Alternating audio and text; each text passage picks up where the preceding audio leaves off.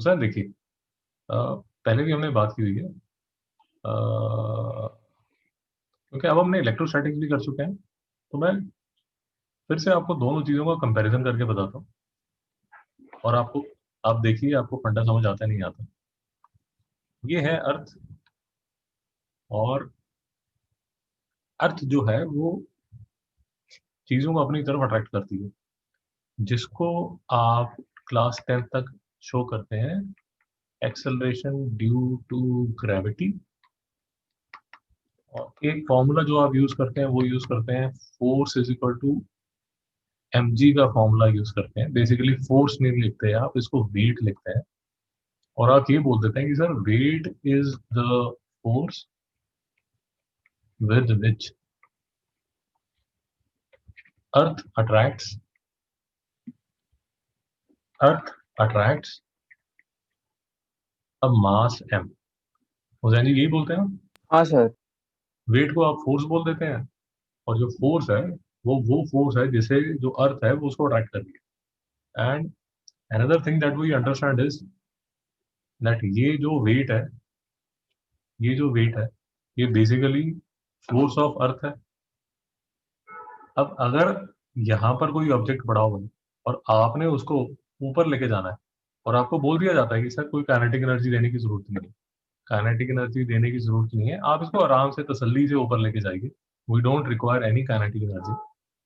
तो you will understand कि हुसैन को जो काम करना पड़ेगा हुसैन को जो काम करना पड़ेगा वो बेसिकली ये वाली जो फोर्स है ये वाली जो फोर्स है उसके अगेंस्ट करना पड़ेगा। सर बात नहीं समझ में आ हाँ सर। रही, सॉरी, मैं वर्क और वेट को कंफ्यूज कर दिया।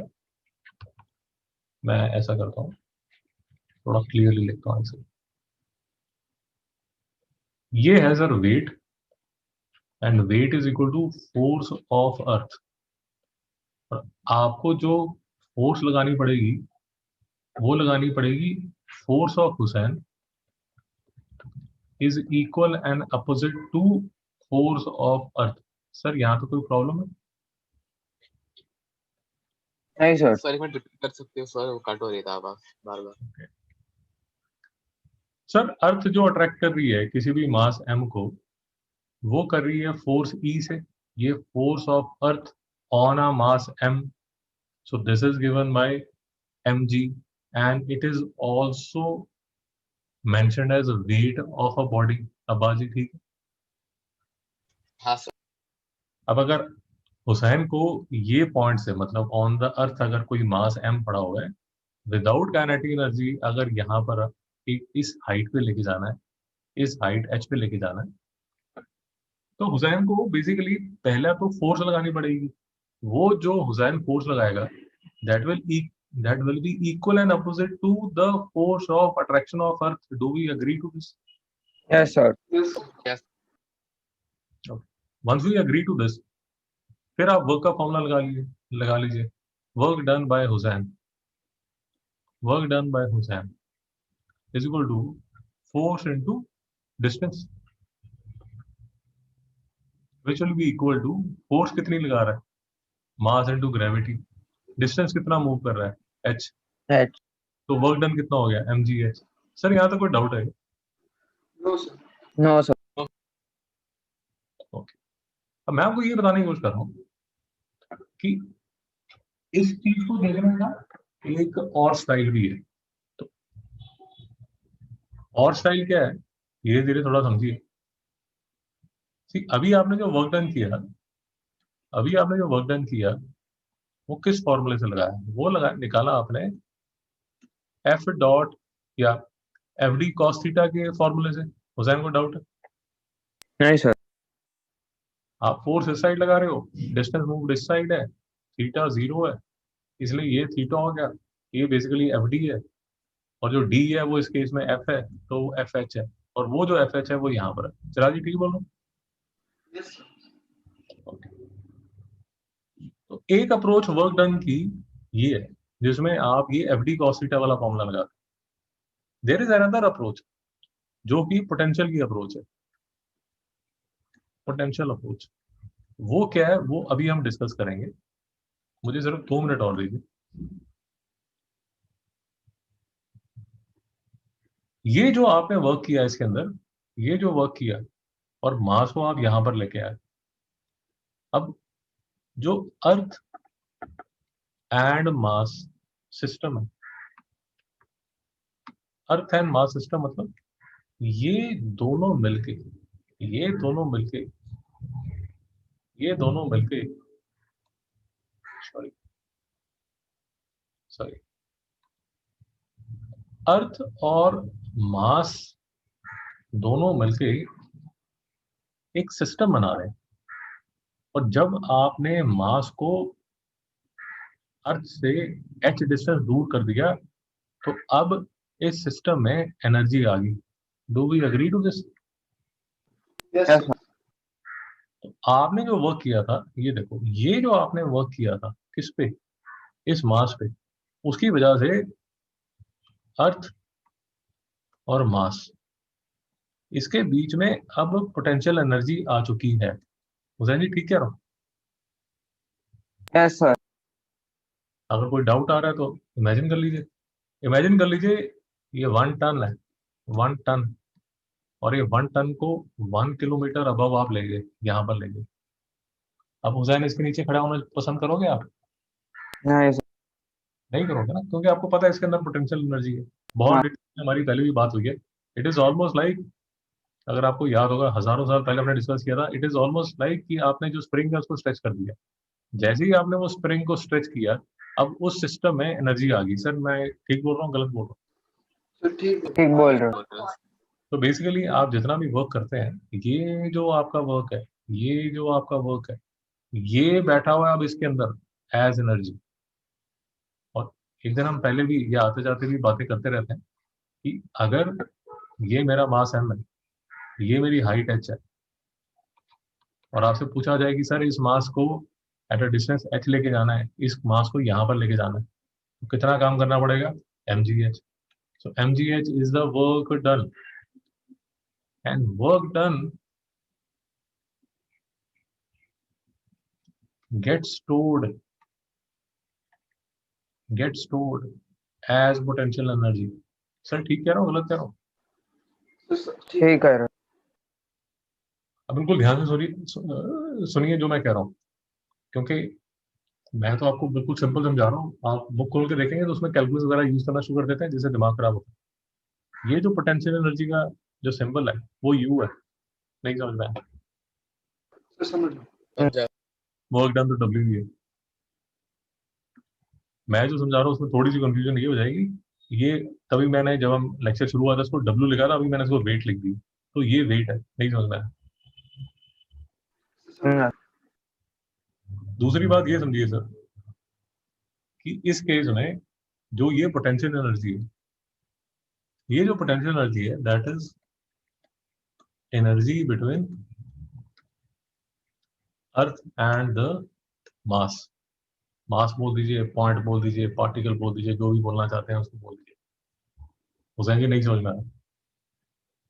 समझा sir.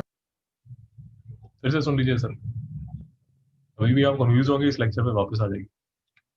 Work done by Hussain against force of attraction of earth gets stored as potential energy of the earth body system. कोई परेशानी सर? नहीं सर। अब इसको जैसे मर्जी देखते रहिए, ये वैसे आप केमिस्ट्री में भी करते हैं। लेट अस अज्यूम ये आपकी गैस है अंडर सम प्रेशर P, इसके अगेंस्ट आप काम कर रहे हैं और इसको आप यहां तक लेके आ गए। मुझे नहीं समझ में आया? हमने यहाँ से समझा।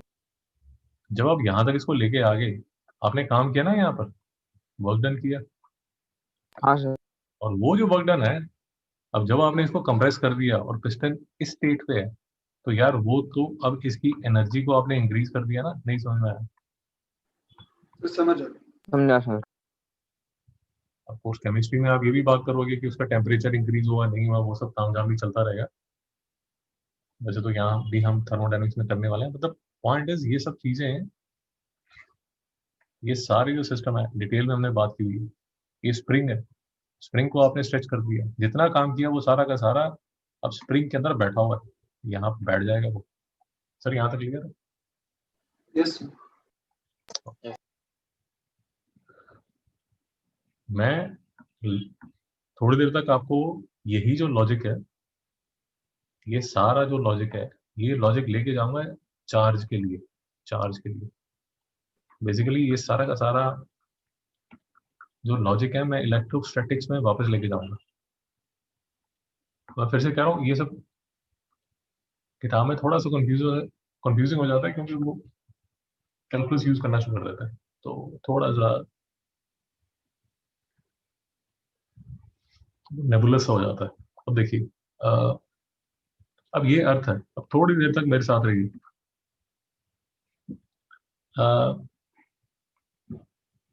ये हमारे पास चार्ज है, ये पॉजिटिव चार्ज है। अब चार्ज में हमने क्या क्या चीजें डिस्कस की हैं, एक हमने फॉर्मूला डिस्कस किया था, force is equal to Q E, where E is the electric field. Hussain याद? हाँ सर हाँ तो F is equal to Q E, ये चल रही है इलेक्ट्रोस्टैटिक्स। और यहाँ पर अभी हमने किया है कि force of earth is equal to M G. और पहले भी हमारी बात हुई है कि आप ये वाला जो चार्ज है और ये वाला जो मास है, इसको इक्विवेलेंट मान सकते हैं। इसका मतलब ये वाली जो जी है, मतलब एक्सेलरेशन ड्यू टू ग्रेविटी जो है, वो बेसिकली इलेक्ट्रिक फील्ड है। तो इसको, ये जो जी है, इसको मैं ग्रेविटेशनल फील्ड इंटेंसिटी बोल सकता हूँ। हुसैन नहीं समझ में आ रहा? समझा सर। तो ये जो g is equal to force per unit mass है, उसको मैं ग्रेविटेशनल इंटेंसिटी बोल सकता हूँ, जो कि मैं यहाँ एनीवेज इलेक्ट्रिक फील्ड इंटेंसिटी जो है उसको मैं बोलता हूँ force per unit mass, force per unit charge. चिराजी, लॉजिक समझ आ रहा? Yes sir.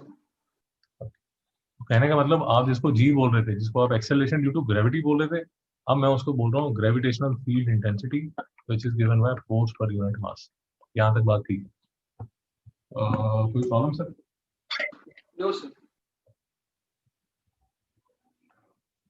जो पोटेंशियल एनर्जी है, अगर ये यहाँ पर हाइट एच है, तो पोटेंशियल एनर्जी जो है वो किसके इक्वल है? वो वर्क डन के इक्वल है। कौन सा वर्क डन? जिसकी वजह से आप इसको खींच के यहाँ तक लेके आए, and this is equal to M G H. Sir नहीं समझ में आ रहा? हुसैन जी नहीं समझ में आ रहा? समझ आ रहा। ये हाइट h1 है, ये हाइट h1 है। अब मैं आपको बोलता हूँ यार h1 तक ले गए ना, अभी इसको h2 तक ले लो। आप कहते हो ठीक है सर, कोई प्रॉब्लम नहीं है, मैं इसको h2 तक ले जाता हूँ। तो आप इसको h2 तक ले जाते हो, जहाँ दिस इज h2। तो यहाँ PE1 था, पोटेंशियल एनर्जी 1 था, और यहाँ पोटेंशियल एनर्जी 2 है, which is equal to mgh2। Sir नहीं समझ में आया? समझा। फिर आप बोलते हो नहीं यार, नहीं सर, इतना आप कर रहे हो, ये कर रहे हो, वो कर रहे हो, आप इसको h3 तक ले जाओ। मैं कहता हूँ ठीक है यार, कोई प्रॉब्लम नहीं है, मैं इसको h3 तक ले जाता हूँ। तो यहाँ जो पोटेंशियल एनर्जी 3 है, that is equal to mgh3। Hussain ji नहीं समझ में आ रहा? समझा सर। हुसैन जी अगर यू क्लोजली वॉच, ये mg तो सेम ही है। तो अगर मैं आपको बोलूं कि इसको मैं 0.1 बोल देता हूँ, इसको मैं 0.2 बोल देता हूँ, इसको मैं 0.3 बोल देता हूँ, तो अगर मैं आपसे पूछता हूँ कि work done in moving from position 1 to position 2, so that work done would be equal to mgh2 minus mgh1। मुझे नहीं समझ में आया? हाँ सर ये समझा। तो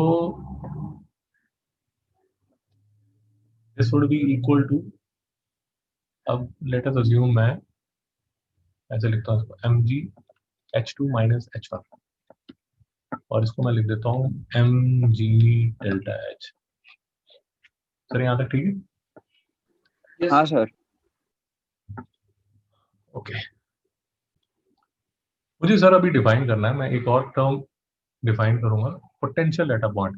पहले तो ये दिमाग में रख लीजिए, ये जो पोटेंशियल है ये वो पोटेंशियल एनर्जी नहीं है। मेरी बात नहीं समझ में आई? हुसैन जी समझ नहीं आया?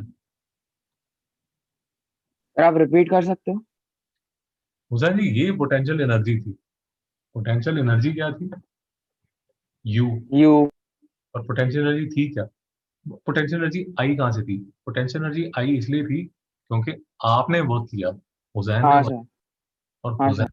हुसैन ने काम करके उसको यहाँ तक पहुंचा दिया। अब वो जो हुसैन ने काम किया वो बाय कंजर्वेशन ऑफ एनर्जी आपने जितना वर्क किया वो सारा का सारा उसकी एनर्जी इंक्रीज करके बैठ गया। नहीं समझा? एंड समझा sir. That is being defined as the potential energy of the system, of the earth mass system. ये जो आप वर्क कर रहे हैं, ये जो वर्क कर रहे हैं सारा का सारा एनर्जी में कन्वर्ट हो रहा है। और एनर्जी भी कौन सी? Potential energy. क्योंकि ना तो आप कोई काइनेटिक एनर्जी कर रहे हैं, ना आप उसका कुछ टेम्परेचर रेस कर रहे हैं, आप कुछ नहीं कर रहे। मेरी बात नहीं समझ आ रही? तो जितना भी आप काम कर रहे हैं वो सारा का सारा उसके पोटेंशियल एनर्जी में जाके बैठ जाता है। सर यहाँ तो कोई कंफ्यूजन? No sir.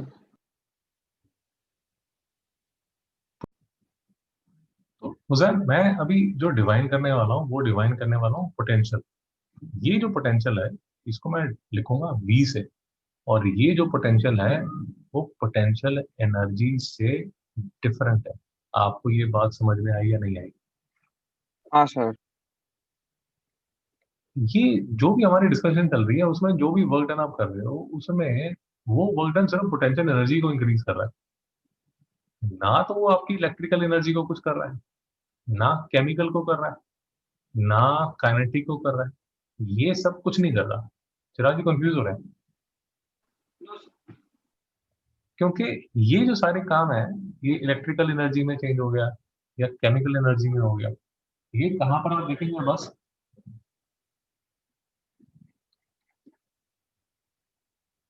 ये सारे काम आप देखोगे केमिस्ट्री में। हुसैन जी कंफ्यूज हो रहा हाँ सर समझा। है? केमिस्ट्री में पता आप पता क्या देखोगे?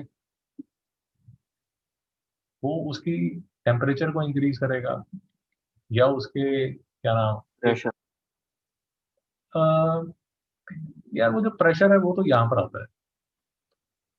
बेसिकली आप जो सिस्टम पे काम कर रहे हो या तो वो केमिस्ट्री में क्या होगा, या तो वो टेम्परेचर को चेंज कर देगा या उसके ऑफकोर्स उसकी पोटेंशियल एनर्जी को चेंज कर देगा, या ये क्या नाम उसमें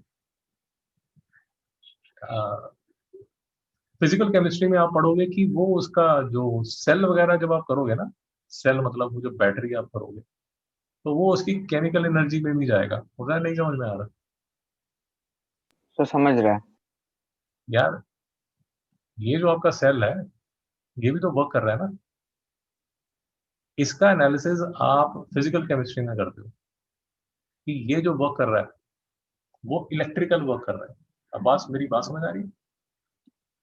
हाँ तो ये सारे भाई बहन है, बट मैं आपको सिर्फ ये बताने की कोशिश कर रहा हूँ कि अभी आप किसी और वर्क पे फोकस नहीं कर रहे। आप ये बोल रहे हो कि सर और कुछ नहीं हो रहा, मैंने बॉल उठा के उसको मैंने एक हाइट एच पे रख दिया और उसकी वजह से कोई टेम्परेचर चेंज नहीं हुआ, कोई इलेक्ट्रिकल वर्क नहीं हुआ, कुछ नहीं हुआ, उसने सिर्फ उसकी पोटेंशियल एनर्जी को चेंज किया। हो जाएगी कोई कंफ्यूजन?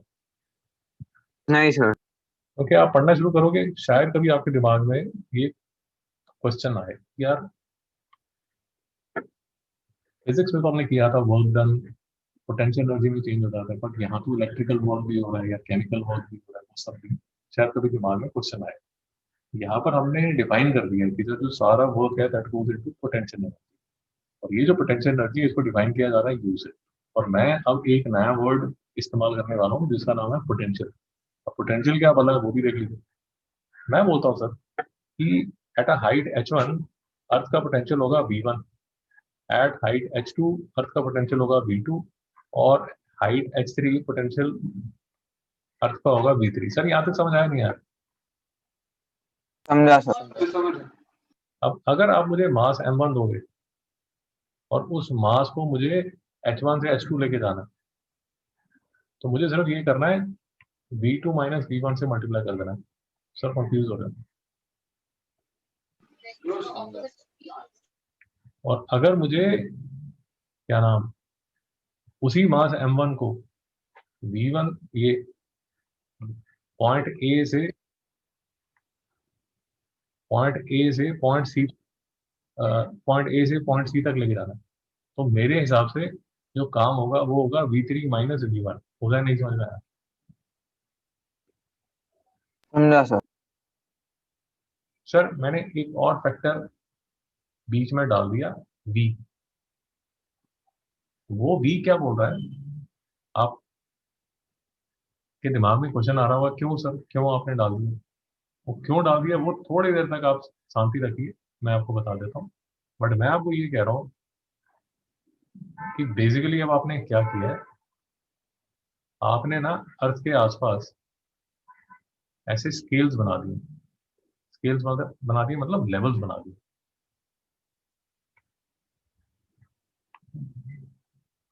लेवल्स बना दिए। ये है आपकी प्यारी अर्थ। ये आपने बोला हाइट h1 पे, ये हाइट h2 पे, ये हाइट h3 पे, ये हाइट h4 पे, यहाँ पोटेंशियल v1, यहाँ v2, यहाँ v3, यहाँ v4। और अब आप बोलते हो कि मेरे पास अगर कोई मास है तो अगर मैं h2 से h3 लेके जाना है तो काम कितना करना पड़ेगा? v3 पे क्या पोटेंशियल माइनस v2 पे क्या पोटेंशियल। मुझे नहीं समझ में आया। समझा सर। तो आप वर्क डन जो है वो in terms of potential energy भी निकाल सकते हो। आप जो वर्क डन है वो इन टर्म्स ऑफ पोटेंशियल भी निकाल सकते हो। सर नहीं समझ में आया?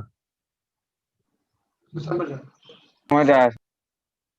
और फिर से यही जो चीज है ना यार, आई होप आप ज्यादा कंफ्यूज नहीं हो रहे। बट अगर आप इसको ध्यान से देखोगे तो ये तो आपको एटॉमिक स्ट्रक्चर भी नजर आता है। और एटॉमिक स्ट्रक्चर में भी अगर आपने केमिस्ट्री में देखा हो, वो इलेक्ट्रॉन यहाँ घूम रहा होता है, उस इलेक्ट्रॉन को एनर्जी एनर्जी दी जाती है, तो वो किसी ऊपर वाली शेल पे चले जाता है। या कई बार ऐसा होता है कि ये जो इलेक्ट्रॉन है ये एनर्जी एमिट करके नीचे वाली शेल में चले जाता है। चिराग ही पढ़ा है या आंखें बंद कर लेते हो जब बता रहे होता है? सर पढ़ा है। जान जी सुना है नहीं सुना? हाँ सर। क्योंकि end of the day sir जो भी लोगों ने जिन्होंने भी ये सब बनाया है वो सब ने जो लॉजिक है वो तो हर जगह सेम ही रखा होगा ना। जो पढ़े लिखे लोग थे, नील्स बोर थे, आइंस्टाइन थे, जिन लोगों ने भी फिजिक्स की फाउंडेशन रखी है, नील्स बोर ये तो नहीं बोलेगा अरे यार एटॉमिक स्ट्रक्चर में तो ऐसा होता है बट ग्रेविटेशन के चैप्टर में कुछ और कर देता है। चिराग लॉजिक पकड़ में आ रहा है? यस तो नील्स बोर है, आइंस्टाइन है, या जो भी ये बड़े बड़े लोग हैं, इन्होंने जब फिजिक्स की फाउंडेशन रखी है तो वो तो चाहे एटॉमिक स्ट्रक्चर हो, चाहे ग्रेविटेशन हो, चाहे इलेक्ट्रोस्टैटिक्स हो, या जो भी हो, उसमें जो फंडे हैं यार वो तो सेम ही चलेंगे। मुझे नहीं समझ में आ रहा। समझा सर। तो थर्मोडायनेमिक्स में भी सेम ही चलेंगे, क्योंकि हमारे लिए चैप्टर है यार, हमारे लिए अलग अलग चैप्टर है, बट आइंस्टाइन के लिए तो पूरी फिजिक्स ही है ना। अब बात नहीं समझ में आया समझा।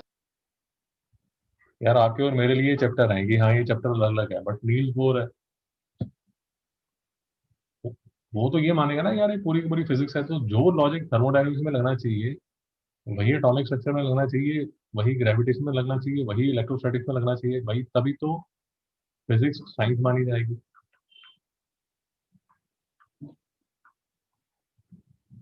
चिराग समझ नहीं आ रहा? समझा। वो जो फंडे हैं वो हर जगह सेम ही चलने चाहिए, और वही मैं आपको समझाने की कोशिश कर रहा हूँ। क्या समझाने की कोशिश कर रहा हूँ? अब मुद्दे की बात पे आता है, क्योंकि हम अभी इलेक्ट्रोस्टैटिक्स में थे। तो अगर मेरे पास ये एक चार्ज है, अब यहाँ पर एक कोई छोटा सा चार्ज बैठा हुआ है यहाँ पे, अब एक सबसे बड़ा हुसैन जो डिफरेंस है ना वो ये याद रखना कि ये है पॉजिटिव चार्ज, ये है पॉजिटिव चार्ज। इसको अगर मैंने इसके पास लेके आना है, तो मुझे पास ले अगर पास लेके आना है तब मुझे काम करना पड़ेगा। मेरी बात नहीं समझ में आ रही? Yes sir. जबकि हमने अभी जो फंडा किया, जो अर्थ वाला फंडा किया, उसमें किसी मास को आपको अगर दूर लेके जाना है तब आपको काम करना पड़ता है। मेरी बात नहीं समझ में आ रही? Yes sir. अरे क्योंकि जो अर्थ है यार, वो तो आप ऐसे इमेजिन कर सकते हैं कि वो हर चीज को अट्रैक्ट करती है। वो नेगेटिव चार्ज अगर आप बोलना चाहें तो उसको बोल सकते हैं। मेरी बात, लॉजिक का फ्लो नहीं समझ आ रहा? समझा सर। तो इलेक्ट्रोस्टैटिक्स में याद रखिए, ये भी कभी कंफ्यूजन का विषय बनेगा, आज नहीं तो कल, नहीं तो परसों। इलेक्ट्रोस्टैटिक्स में जो यूनिट पॉजिटिव चार्ज लिया जाता है, यूनिट जो टेस्ट चार्ज जिसको बोलते हैं, टेस्ट चार्ज, वो जो टेस्ट चार्ज होता है वो होता है यूनिट पॉजिटिव चार्ज। आप इसको इसके पास लेके जा रहे हो, और ये जो इलेक्ट्रिक फील्ड है, ये होता है due to a positive charge, और ये इलेक्ट्रिक फील्ड हमेशा ये साइड पे पॉइंट कर रहा होता है। अब इस इलेक्ट्रिक फील्ड के अगेंस्ट काम आप करोगे तो आपका वर्क पॉजिटिव होगा। मेरी बात नहीं समझ में आई? तो समझ गए। समझा सर। पर अर्थ में, मतलब ग्रेविटेशन के चैप्टर में जो फंडा लगता है, वो फंडा सेम है, बट उसमें सिर्फ वो प्लस माइनस का फर्क पड़ जाता है। क्योंकि इस केस में अगर मास को आपको दूर लेके जाना है तो आप जो काम करोगे, तो हुसैन जो काम करेगा वो पॉजिटिव कहलाएगा। मेरी बात नहीं समझ में आई? इस केस में हुसैन का वर्क पॉजिटिव तब होगा जब चार्ज को वो इसके पास लेके आएगा, और इस केस में हुसैन का जो वर्क है वो पॉजिटिव तब होगा अगर वो मास को अर्थ से दूर लेके जाएगा। मेरी बात नहीं समझ में आई हुसैन? समझा सर। ओके। तो ये सब तामझाम बात क्यों हो रही है? बात इसलिए हो रही है क्योंकि अब जो पोटेंशियल का फंडा था, वो जैसे मैंने अर्थ पे पोटेंशियल का फंडा लगाया, जैसे मैंने आपको बोला कि at a certain height, at a certain height, at a certain height, earth के आसपास पोटेंशियल सेम होगा। क्यों सेम होगा? क्यों सेम होगा? ये देखो ना, ये जो GH1 है, ये पूरा का पूरा अर्थ के आसपास होगा। ये GH2 पूरा का पूरा अर्थ के आसपास होगा। ये GH3 पूरा का पूरा अर्थ के पास होगा। जो कि मैं ऐसे करके आपको दिखा रहा हूँ। हुसैन, मेरा फ्लो समझ आ रहा है, लॉजिक? हाँ सर। हाँ। तो वही जो लॉजिक है, अब मैं इलेक्ट्रोस्टैटिक्स में कॉपी पेस्ट करना चाहता हूँ। क्यों करना चाहता हूँ? और यही मैं आपको बता रहा था कि नील्स बोर जब फिजिक्स को देखेगा तो वो ये देखेगा, यार ये तो पूरी फिजिक्स सेम है। वो ये नहीं बोलेगा नहीं यार ये चैप्टर तो डिफरेंट है, तो यहाँ तो फिजिक्स ऐसी होगी और वहां फिजिक्स ऐसी होगी। नील्स बोर ऐसे नहीं करेगा। तो इसी तरह ये बोला जाएगा कि सर, ऐसे ही एक चार्ज के आसपास, उसको आप हाइट बोल रहे थे, यहाँ मैं डिस्टेंस बोल देता हूँ आर। ये डिस्टेंस R1 है, ये डिस्टेंस R2 है, ये डिस्टेंस R3 है। सर मेरी बात नहीं समझ आई? तो समझ समझ आ रहा है। अरे यार, इलेक्ट्रोस्टैटिक्स में जो डिस्टेंसेस हैं वो आर में बोले जाते हैं, और ग्रेविटेशन में जो डिस्टेंस है उसको हाइट में बोला जाता है। मुझे इस बात में नहीं सर, नहीं सर। कोई डाउट तो नहीं है ना? वो भी, और ऐसा नहीं कि ये बड़ा इलॉजिकल स्टेप है, लॉजिकल स्टेप है। क्योंकि यहाँ अर्थ के आसपास हाइट ज्यादा हमें कंफर्टेबल लगता है, शुरू से हम हाइट में इसको कंसिडर कर रहे हैं। और जो चार्ज है, क्योंकि बार बार बात हो चुकी है कि जो चार्ज है वो अपने आसपास एक ऐसा, जो उसका जो एक्शन है, जो फोर्स है, उसका जो एक्शन है वो 3D में शो करता है, तो वो डिस्टेंस R पे चलता है। तो इसलिए अब अगर मेरे पास एक चार्ज Q होगा। तो जैसे मैंने अर्थ पे लॉजिक लगाया पोटेंशियल का, तो मैं अब इलेक्ट्रोस्टैटिक्स में भी पोटेंशियल फंडा लगाऊंगा, किसका? पोटेंशियल का। और इस केस में सिर्फ एक छोटा सा डिफरेंस ये है कि अर्थ के केस में जो डिस्टेंसेस थे उनको मैं h बोल रहा था, और अब जो डिस्टेंसेस हैं उनको मैं r बोलूंगा। सर यहाँ तक कोई तकलीफ है? No sir. और नहीं सर। सेम लॉजिक को मैं यहाँ खींच के ला रहा हूँ सर। मैं बोलूंगा ये डिस्टेंस r1 तो ये पोटेंशियल v1, ये डिस्टेंस r2 तो ये पोटेंशियल v2, ये डिस्टेंस r3 तो ये पोटेंशियल v3, ये डिस्टेंस r4 तो ये potential v4, sorry v1 v2 v3 v4। तो ये चार्ज पे एट अ डिस्टेंस r1 हर जगह जो पोटेंशियल है वो v1 होगा। और अब सुनिए मुद्दे की बात। मुद्दे की बात ये है कि अगर मुझे फ्रॉम पॉइंट 4, ये अब देखिए फिर से बात समझने की कोशिश कीजिए। यहाँ पर एक टेस्ट चार्ज है, ये टेस्ट चार्ज है, टेस्ट चार्ज पॉजिटिव है। उसको जब आप ये साइड में यहाँ पर लेके आओगे तो आपको पॉजिटिव वर्क करना पड़ेगा ना, आपको उसको धक्का मारना पड़ेगा, क्योंकि वो तो आने को राजी नहीं होगा, क्योंकि यहाँ पर ये जो मदर चार्ज है ये पॉजिटिव है, उसे नहीं यस छोड़ना। सर, समझा सर। तो अर्थ के केस में ऐसे भी आप समझ सकते हैं कि देखिए,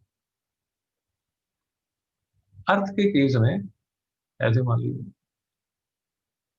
जब आप अर्थ का केस लेते हैं तो आपका जो पोटेंशियल है वो जितना दूर जा रहे हैं उतना पोटेंशियल कम हो रहा है, ज्यादा हो रहा है। इस केस में जो पोटेंशियल है वो ये साइड पे इंक्रीज हो रहा है। बट चार्ज के केस में यहाँ पोटेंशियल सबसे ज्यादा है। मतलब ये इनिशियल पॉइंट है, ये फाइनल पॉइंट है। जब आप चार्ज का केस लेते हैं तो यहाँ पर जब आप चार्ज के पास में है तो पोटेंशियल ज्यादा होगा, और चार्ज के जितने दूर जाएंगे जो पोटेंशियल है वो उतना कम होना शुरू हो जाएगा। मेरी बात ही समझ रहा समझ समझा। है? हुसैन, बात ही समझ रहा है? समझा सर। यहाँ पर पोटेंशियल ज्यादा होगा, मोर, और यहाँ पर पोटेंशियल कम होगा। कहने का मतलब, अगर मुझे यहाँ से यहाँ चार्ज को लेके जाना है तो बेसिकली मेरा पॉजिटिव वर्क होगा, क्योंकि मुझे धक्का मारना है। तो जो वर्क डन लिखा जाएगा वो कैसे लिखा जाएगा? अगर आप अभी तक का लॉजिक का फ्लो समझ रहे हो तो यहाँ पर लिखा गया था m1 into v three minus v one, m1 into v three minus v one. Chirag ji, आपको क्या लगता है यहाँ पर वर्क डन कैसे लिखा जाएगा? मास का भाई इस केस में क्या होगा? Sir m1 into v1 minus v3। Sir electrostatics में सर m में q इंटू हाँ, r1 माइनस r3 होगा। सर नहीं समझ में आ रहा हुसैन जी। समझा सर ये। बाजी कोई डाउट है? No sir. फिर से समझिए, ये जो V3 है सर ये ज्यादा है और V4 कम है, और वर्क कर रहे हो आप पॉजिटिव। तो V3 माइनस V4 ये होगा पॉजिटिव, और आपका चार्ज भी है पॉजिटिव। तो ये दोनों पॉजिटिव बनाएंगे आपका वर्क पॉजिटिव। सर नहीं समझ रहा है? समझा सर। और इसीलिए बीच बीच में जब मैं आपको बोलता हूं कि potential difference is equal to work done per unit charge, ये जो फॉर्मूला आता है वो आता है यहाँ से। सर नहीं समझ में आया? यस सर, समझा। कोई डाउट तो नहीं है sir? No sir. Hussain ji, कोई डाउट तो नहीं? नहीं सर। तो पूरे लेक्चर में बेसिकली हमने सिर्फ ये समझा है कि जब भी मैं आपको बोलता हूँ कि पोटेंशियल डिफरेंस पोटेंशियल डिफरेंस जो होता है वो होता है work done per unit charge, या वर्क डन, अगर मुझे काम करना है किस पे, ये चार्ज पे, तो मुझे इसको किससे मल्टीप्लाई करना है, पोटेंशियल डिफरेंस से। सर नहीं समझ आया। समझा। और यही मैं आपको बोल रहा था कि जो काम करने का जो काम करने का जो स्टाइल है सर, काम करने का जो स्टाइल है वो दो तरह आप देख सकते हो। या तो सर यूज कर सकते हो आप ये फोर्स इनटू डिस्टेंस का फॉर्मूला, या आप यूज कर सकते हो पोटेंशियल का फॉर्मूला। सर नहीं समझा। समझा। जो इलेक्ट्रोस्टैटिक्स में ये वाली जो अप्रोच है, ये वाली जो अप्रोच है, इसमें क्योंकि फोर्स क्या लिखोगे, क्यू ई डॉट डी, ये वाली जो वेक्टर अप्रोच है, इसमें आपको जरूरत पड़ती है इलेक्ट्रिक फील्ड की। और ये वाली जो अप्रोच है, इसमें आपको जरूरत पड़ती है पोटेंशियल की। और ये जो पोटेंशियल है, ये है स्केलर, और ये जो है ये है वेक्टर। तो ब्रॉडली ये जो अप्रोच है ये वेक्टर अप्रोच है, और ये जो अप्रोच है ये स्केलर अप्रोच है। सर नहीं समझ में आ रहा। तो समझा। अब बाजी नहीं समझ में आ रहा। समझा सर। तो पूरे 50 मिनट की बकवास के बाद हमने क्या सीखा? हमने ये सीखा कि वर्क डन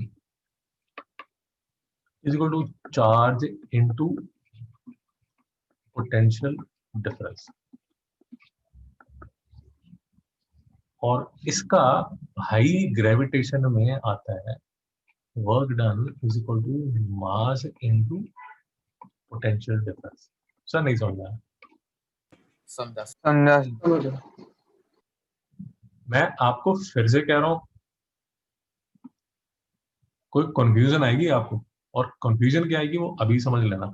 लॉजिक बिल्कुल सेम है, बट कंफ्यूजन क्या है, और किताबों में सिखाया जाता है कैलकुलस की हेल्प से, जो कि और सरदर्द है। सिर्फ एक छोटी सी बात याद रखो, ये जब इलेक्ट्रोस्टैटिक्स है, इसमें जो मदर चार्ज है ये होती है पॉजिटिव, इसका फील्ड होता है ये बाजू, और आप जो टेस्ट चार्ज आपको दिया जाता है वो होता है पॉजिटिव, और आप उसको धक्का मारना चाहते हो ये साइड पे। जबकि ग्रेविटेशन में धरती माता हर चीज को अट्रैक्ट करती है, तो इसका जो फील्ड है वो है इस साइड। तो अगर आप पॉजिटिव काम करना चाहते हो तो आपको जो मास है वो इस साइड लेके जाना पड़ेगा। हुसैन समझ आ रहा है या? समझ आ रहा है सर। तो इसलिए ये जो दो चैप्टर हम करेंगे ना, ये दो चैप्टर में आपको जो साइन में नेगेटिव का फर्क आएगा। चिराग लॉजिक समझ आ गया? Yes sir. नेगेटिव का फर्क आएगा बस, बाकी लॉजिक सारा का सारा सेम। आपने सिर्फ ये इमेजिन करना है, कभी भी आपको डाउट आए, आपने सिर्फ ये इमेजिन करना है कि मैं जो काम कर रहा हूँ वो पॉजिटिव कर रहा हूँ या नेगेटिव कर रहा हूँ। सो फॉर एग्जांपल, अगर ये अर्थ है और आप मास को दूर लेके जा रहे हो, तो आप तो यार पॉजिटिव वर्क करोगे ना। बट अगर मास यहां पर है और लेट अस अज्यूम मास इस साइड जा रहा है, तो आपका वर्क तो नेगेटिव होगा ना, क्योंकि अर्थ का जो वर्क है वो पॉजिटिव है। और ये भी हमने डिटेल में, हुसैन अगर याद हो, हमने डिस्कस किया था कि क्यों मेरा जो काम है वो अर्थ के काम के नेगेटिव है। नहीं समझ में आया? यस सर समझा। चिराग नहीं समझ में आया? सर समझा। तो ये थोड़ी सी सटल सी बातें हैं यार, तभी मैं ये पूरा लेक्चर इस पे लगाना चाहता था। अब इस केस में ये बात तो हमें समझ आ ही चुकी है कि जो सर जो वर्क डन है, जो वर्क डन है वो फाइनली आप ये जो चार्ज है इसको उठा के यहां तक तो ले आओगे, तो फिर वो वर्क डन कहाँ गया चिराग? सर वो क्यू के पास। और बात सुनो मेरी ध्यान से, ये चार्ज प्लस यस क्यू, ये यहाँ पर एक चार्ज बैठा हुआ है। अब आपने काम किया और धक्का मार के इसको यहाँ तक ले आए। अब ये चार्ज यहाँ बैठ गया, Yes, sir. तो जो आपने वर्क किया था वो कहाँ गया? अब्बास, सुनते नहीं हो यार? हुसैन, सर कहाँ गया मतलब अरे आपने काम किया ना इस पे, हाँ सर वो समझा। Yes, sir. चार्ज यहाँ पर आके बैठ गया, तो वो जो वर्क डन था वो कहाँ गया? पर वो एनर्जी में कन्वर्ट हो गया। शाबाश। अबे सुन लिया करो, फिजिक्स कर रहे हो, इंग्लिश थोड़ी पढ़ रहे हो यार, दिमाग लगाओ। नहीं समझ आ रहा भैया? हाँ सर समझा। अरे क्रैक करना पड़ेगा ना यार, अकाउंटिंग है ना। आपने जो काम किया वो कहाँ गया? Yes, sir. जबकि आपको मैं ठीक ठीक के बोल रहा हूँ कि ना तो आप उसको वेस्ट कर रहे हो, ना केमिकल एनर्जी में जा रहा है, ना काइनेटिक एनर्जी में जा रहा है। कहाँ जा रहा है वो? उसकी एनर्जी में जा रहा है ना भैया। लॉजिक नहीं Yes, समझ, sir. So समझा. अकाउंटिंग करनी पड़ेगी। So increase in potential energy, इसको यू लिख देता हूँ यहाँ पर, नहीं समझ में आया? हाँ सर समझा। उसी तरह यहाँ धरती माता तो इसको खींच रही थी, आपने मास उठा के यहाँ पर रख दिया, तो आपने जो काम किया चिराग वो कहाँ गया? Sir energy में जो push करने का energy. चला गया यार। वो सारा सारा जो वर्क डन किया था, अब धरती माता यहाँ है एम, आपका मास यहाँ पर है, तो अब इस सिस्टम में ऑटोमेटिकली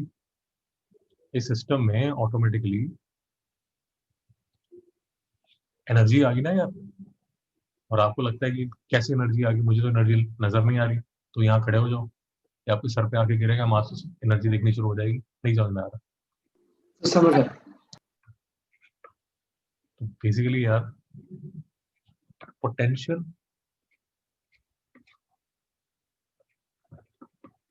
पोटेंशियल एनर्जी, वर्क, और इसका एक मासी का लड़का है इलेक्ट्रिक फील्ड। नहीं समझ रहा? समझा। So समझा. सर ओवरऑल बैकग्राउंड में है फोर्स। नहीं समझ रहा? Yes sir. समझा. समझा। और ये एक मम्मी का नाम मास है और दूसरी मम्मी का नाम चार्ज है। नहीं समझ रहा? समझा. समझा। पोटेंशियल एनर्जी, वर्क, फोर्स और फील्ड। हुसैन जी को डाउट? नहीं सर। ये हमें मास में भी मिलते हैं, ग्रेविटेशन के चैप्टर में भी ये सारे घूमते हैं। उसमें सिर्फ आप उसको इलेक्ट्रिक फील्ड नहीं बोलते, उसमें आप उसको जी बोल देते हैं। मेरा लॉजिक समझ आ गया? Yes sir. Yes, sir. और चार्ज में ये सारे के सारे ऐसे ही नाम से जाने जाते हैं। सिर्फ मेरी बात समझने की कोशिश कीजिए, अगर कुछ भी समझ नहीं आया मैं आपको सिर्फ ये समझाने की कोशिश कर रहा हूँ कि ये एक मास है, सॉरी ये एक चार्ज है, ये एक चार्ज है, ये एक चार्ज है। लेट अस अज्यूम ये +3 है, ये -2 है, ये +5 माइक्रो कूलम है। हुसैन जी समझ आ गया? Yes sir. मैं आपको सिर्फ ये बताने की कोशिश कर रहा हूँ यार, ये जो कॉन्फ़िगरेशन है,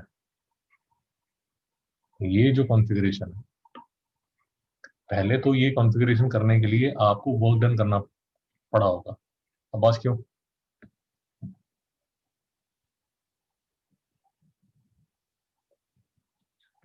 चिराग जी, कॉन्फ़िगरेशन के लिए वर्क क्यों करना पड़ा होगा?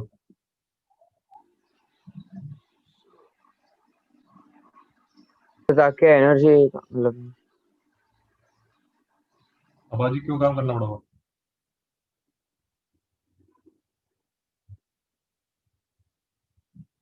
अब्बास,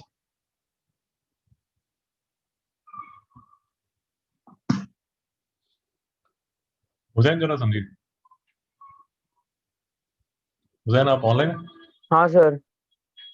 हुसैन ऐसे समझिए, ये +3 माइक्रो कूलम आइसोलेशन में, दूर दूर तक कोई नहीं है। ये जो +5, लेट अस अज्यूम ये 2 मीटर्स है, ये 3 मीटर्स है, ये 4 मीटर, ये 5 माइक्रो कूलम का जब आप डिस्टेंस ये 5 माइक्रो कूलम का जब आप एट अ डिस्टेंस 2 मीटर लेके आओगे, यहाँ पर इसको रखोगे, तो ये अपने आप आ जाएगा हुसैन? हुसैन, नहीं सर। आपको काम करना पड़ेगा ना। हाँ सर। वो जो काम करोगे वो इस सिस्टम में स्टोर हो जाएगा। नहीं समझ में आ रहा? हाँ सर, ये समझा। अब उसी तरह, या इसको सिंप्लीफाई कर देते हैं, उसी तरह जब ये 2 माइक्रो कूलम आ रहा है, आपको लगता है ये 2 माइक्रो कूलम अपने आप आके यहाँ पर आके बैठ जाएगा? नहीं समझ, नहीं सर, नहीं। आपको धक्का मारना पड़ेगा ना। हाँ चिराग, नहीं समझ में आया? सर समझा। तो इसलिए इस कॉन्फ़िगरेशन की अपने आप एक वो बन जाएगी, एनर्जी बन जाएगी। नहीं समझ में आ रहा? सर समझा। समझा। अरे कहने का मतलब यार, ये ऐसे मान लो यार, मतलब कैसे भी मान लो यार, ये बेसिकली जबरदस्ती आपने जोड़ के रखे हुए हैं। अगर लेट अस अज्यूम आप कैंची से इसको काट देते हो तो ये तो भाग जाएंगे ना एक दूसरे से दूर। ऐसा नहीं समझ में आया? समझा सर। तो इस कॉन्फ़िगरेशन को बनाने के लिए वर्क डन भी करना पड़ रहा है। इस कॉन्फ़िगरेशन को अगर आपने वर्क डन किया, वो एज एनर्जी इसमें स्टोर्ड भी है, तो इस सिस्टम की एक पोटेंशियल एनर्जी भी होगी। नहीं समझ में आया? समझा सर। और अगर कोई एक और चीज जो इसमें होगी, वो सिस्टम की इस सिस्टम का एक पोटेंशियल भी होगा। फिर से ऐसे अगर नहीं समझ आ रहा तो ऐसे इमेजिन कर लीजिए कि अब ये तीनों दोस्त बैठे हुए हैं, जबरदस्ती या जो भी है, आप एक और चार्ज लाने की कोशिश कर रहे हो, ये डिस्टेंस से ये डिस्टेंस पे लेके आओगे तो यार काम तो करना पड़ेगा ना। तो अगर पोटेंशियल एनर्जी है तो साथ में पोटेंशियल भी होगा। नहीं समझ में आया? समझा सर। सर समझा। तो यार पूरे 50 मिनट, 60 मिनट, 40 मिनट जो भी हमने बकवास की है, वो सारी की सारी बेसिकली हमने पोटेंशियल पोटेंशियल एनर्जी, वर्क, मास, फोर्स, इलेक्ट्रिक फील्ड, चार्ज को समझने की कोशिश की है। सर नहीं समझ में आया?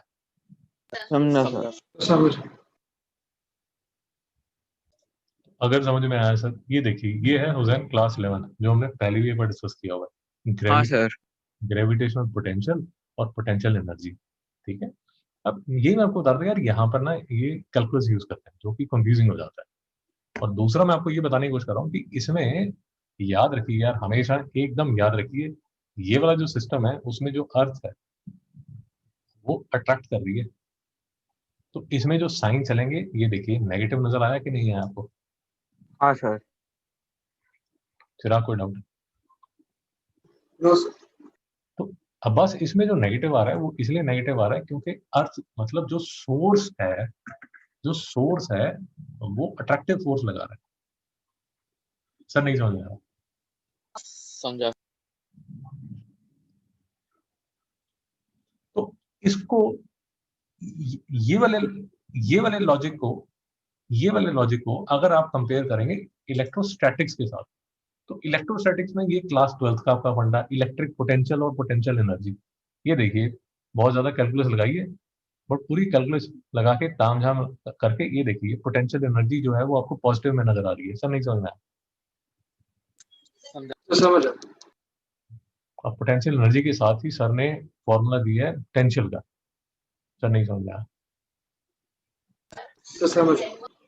अब ये जो फॉर्मूला है sir, potential energy is equal to potential into Q2, ये समझ नहीं भी आ रहा कोई नहीं, सिर्फ इसके वर्ड देखिए और इसको कंपेयर कीजिए जो लिखा हुआ है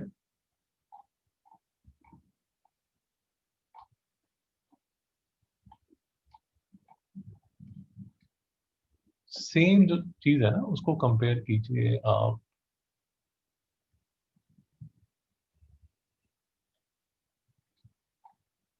वेयर हैज इट गॉन?